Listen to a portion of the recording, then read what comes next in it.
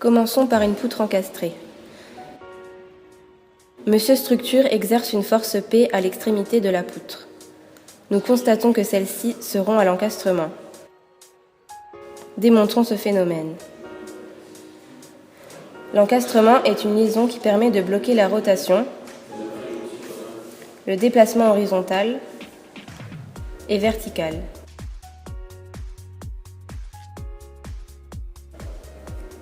On délimite un tronçon X sur la poutre pour l'étude des efforts internes.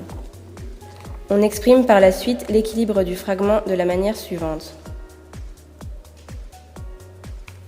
Le diagramme des efforts internes nous montre que l'effort tranchant est constant et est égal à la valeur de la force P. Le moment fléchissant est plus important au niveau de l'encastrement, ce qui démontre que le lieu de rupture se situe bien à l'encastrement.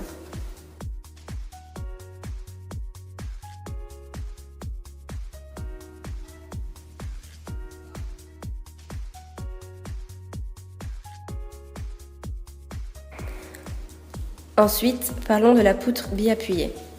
Monsieur Structure exerce une force P au centre de la poutre.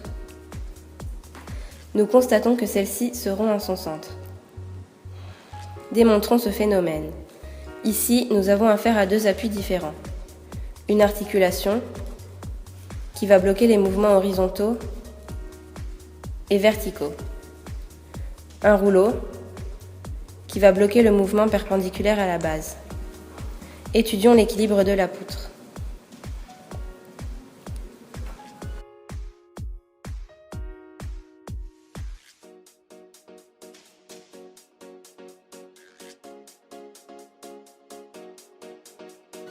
Ensuite, on délimite un tronçon X sur la poutre pour l'étude des efforts internes. Le diagramme des efforts internes nous montre que l'effort tranchant est constant en valeur absolue. Il vaut la moitié de la charge centrale. Et le signe change au centre de la poutre. Le moment fléchissant varie de manière linéaire entre une extrémité où il vaut 0 et le centre où sa valeur est la plus importante. Ce qui démontre que le lieu de rupture se situe bien au centre de la poutre.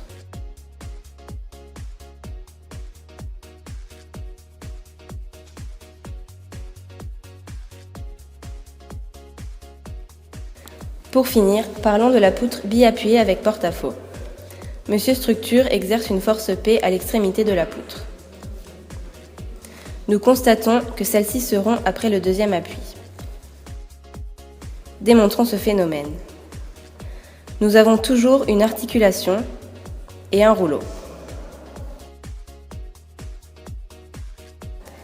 Étudions l'équilibre de la poutre.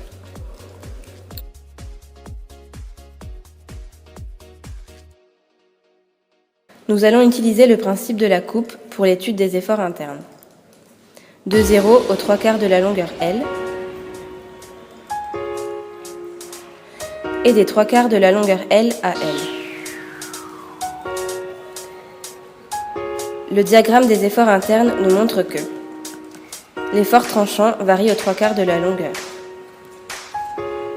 Le moment fléchissant varie de manière linéaire entre une extrémité où il vaut 0 et les 3/4 de la longueur où sa valeur est la plus importante. Ce qui démontre que le lieu de rupture se situe bien après le deuxième appui.